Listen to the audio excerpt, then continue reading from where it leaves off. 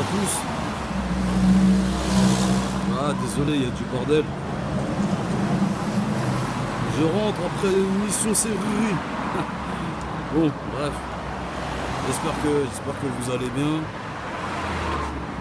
Que vous avez réussi à passer des bons moments avec votre famille, avec ceux que vous aimez.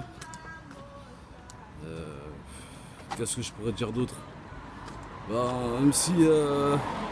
même si c'est pas long, hein, 3 semaines, ouais, ça doit faire 3 semaines que j'ai pas fait de vidéo. Pour moi, ça a été assez long. Comme quoi, même si on n'est pas de la même famille, vous me manquez. Voilà. Mais non, franchement, plus sérieusement, pourquoi j'ai pris du temps à revenir?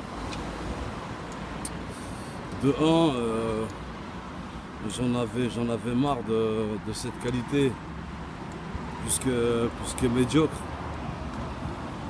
C'est normal, en même temps, c'est fait avec une tablette. Et j'avais des grands projets. Hustler et Gentleman, je pense que je vous ai assez saoulé avec. Et mes déceptions, de par les gens que je devais interviewer et les plans qui ont été mis, mais c'est pas grave, je reviens pas pour qu'on pleure sur mon sort. Bon, là. Et il y avait aussi une grosse remise en question, dans le sens où je pense que comme vous, YouTube nous a appris pas mal de choses. Notamment sur tout ce qui est 11 septembre. 11 septembre, tout ce qui est MK Ultra, tout ce qui est satanisme, mais pas le satanisme folklorique, le satanisme qui fait du mal.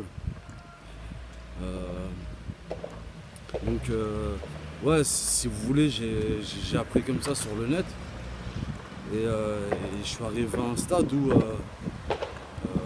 bien que j'ai un peu plus de 300 personnes qui soient abonnées, je trouve ça déjà c'est fou. Et 300 personnes qui t'écoutent comme ça, c'est fou. Mais au-delà de ça, je me suis dit, est-ce que ça sert à quelque chose?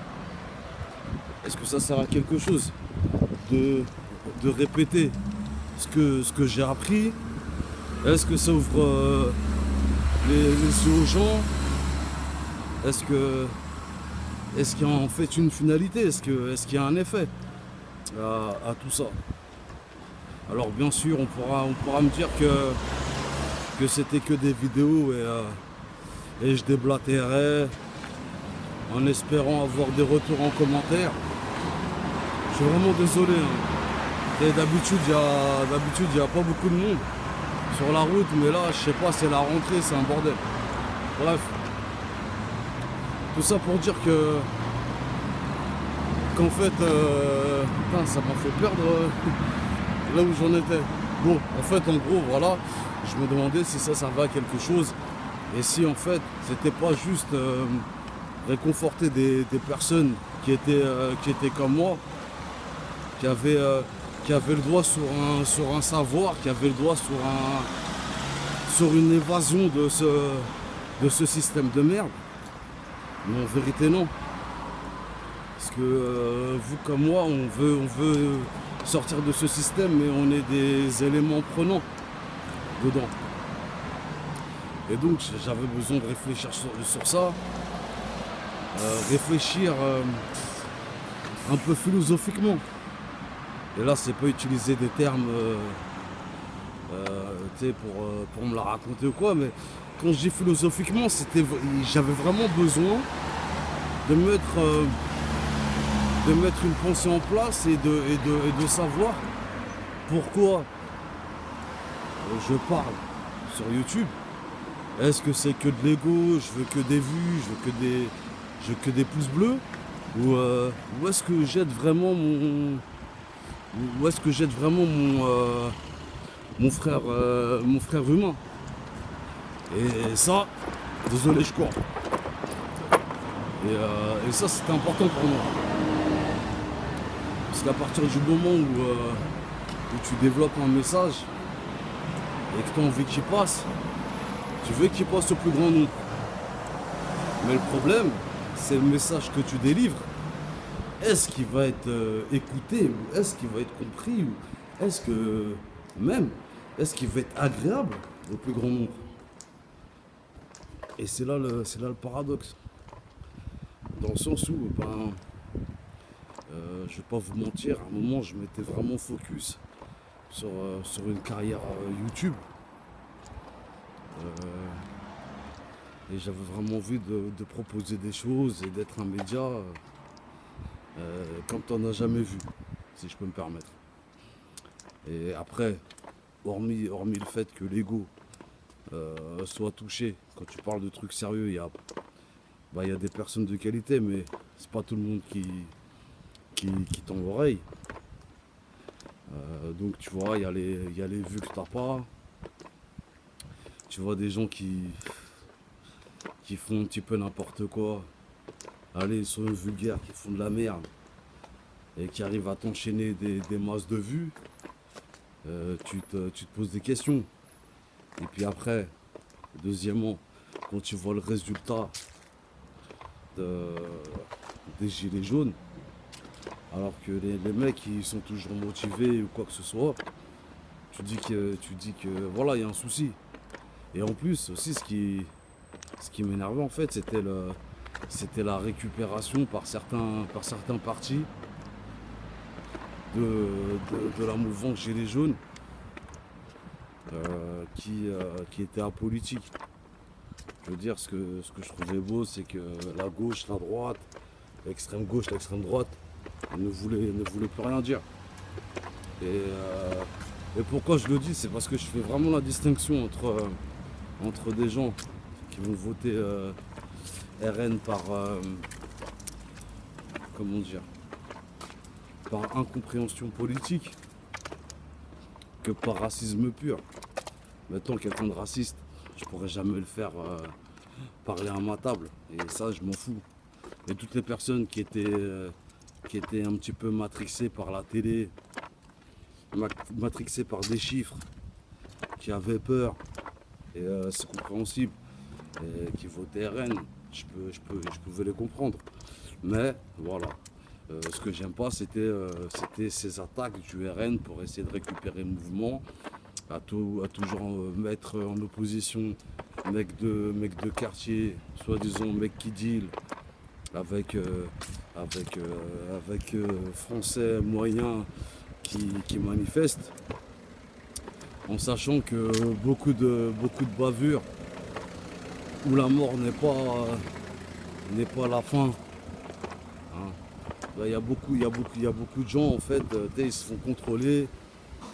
Ils ont entre 12 et 18 ans, qui se prennent des tartes dans la gueule par des baqueux, juste à cause d'une couleur ou d'une origine qui...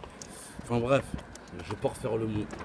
Enfin tout ça pour dire que ouais, le mouvement Gilets jaunes, il me saoulait un peu. Il me saoulait un peu quand je voyais les gens se battre et le résultat, ça me faisait friser. Pas friser les cheveux, hein. Friser comme un écran de PC qui frise. Voilà. Et en fait, ouais, voilà, j'ai eu une grosse réflexion sur mon rôle, mon devoir. Est-ce que ça vaut le coup? 300 personnes qui pensent comme moi, c'est bien, mais est-ce que... Voilà. Donc, comment vous dire? Je reviens fort, avec beaucoup de motivation, beaucoup de haine en moi, je vais pas vous mentir. J'ai beaucoup de haine en moi.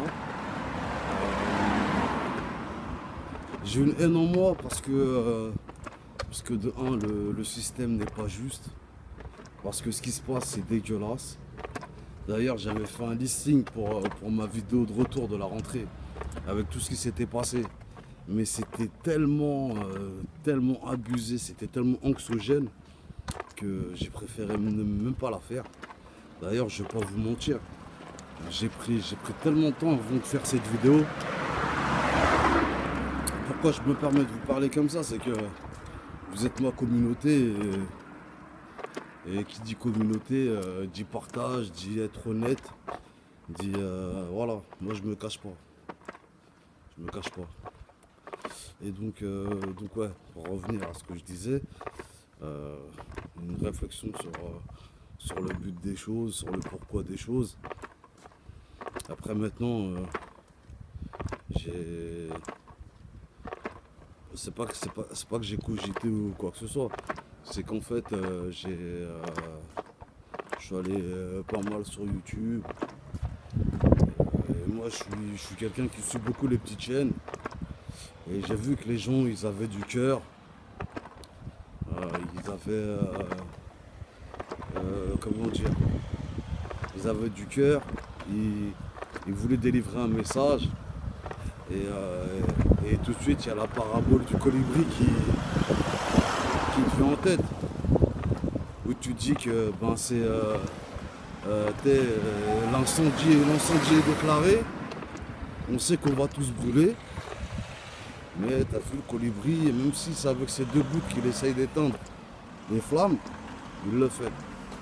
Et ben moi je me dis c'est qu'avec vous, les gouttes, que je vais éteindre les choses. Après je vais pas vous mentir. Je sais très bien qu'avec 300 personnes, 350 personnes, on va pas éteindre les flammes de, je dirais les flammes de l'enfer, non, mais les flammes d'un futur désastreux. Mais à 350, on peut propager, on peut dire les choses, voilà, et on peut se créer une vraie communauté. Je préfère, franchement, là je fais un parallèle, mais je préfère une communauté de 300 personnes. On va dire, allez, je suis un artiste, ok? Je préfère 300 personnes qui bougent pour moi pour me voir dans un seul concert dans l'année, qui achètent tous mes sons, qui achètent tous mes EP, qui me stream, que 10 millions de personnes qui me lèchent le cul pour un hit, et puis le jour d'après, j'existe pas. Donc voilà. Donc en fait, pour en revenir à ce parallèle, ben, je me dis que quand même avec les 300 personnes qui me suivent, on peut faire des grandes choses. On peut faire des grandes choses dans le sens où, comment dire, on peut partager entre nous, on peut créer une vraie communauté où on n'est pas des trolls, hein. On est une vraie communauté. Ça veut dire que toi, tu habites, je dis n'importe quoi, tu habites à Saint-Lô. Il y a quelqu'un qui me suit, qui a 1 heure de toi, elle a besoin de route voiture, toi tu peux lui vendre, et bon tu lui vends et tu le voles pas, tu vois. Quelqu'un a besoin d'une nounou, quelqu'un est dans la région, tac. Enfin moi je veux qu'il y ait de l'entraide, je veux que ce soit quelque chose de concret, ma communauté. Et donc même si on est une communauté peu nombreuse, déjà je veux qu'on soit une vraie communauté. Et après deuxièmement, en ce qui s'agit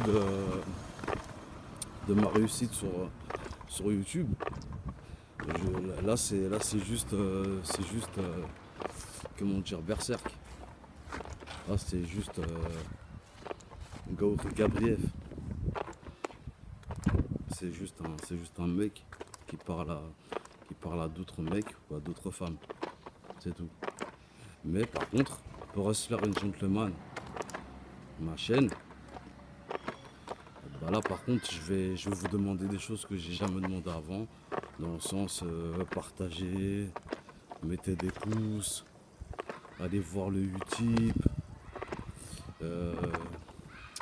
pensez à l'association. D'ailleurs, la prochaine vidéo, je vais vous montrer les papiers de l'association. Là je les ai remplis, il faut juste que je les dépose à la sous-préf pour savoir s'il n'y a pas de souci, et puis après pour être inscrit dans le journal des associations. Enfin voilà. Et enfin bon, Désolé, là je rentre chez WAM. Là c'est la première partie. Je vous fais la deuxième partie.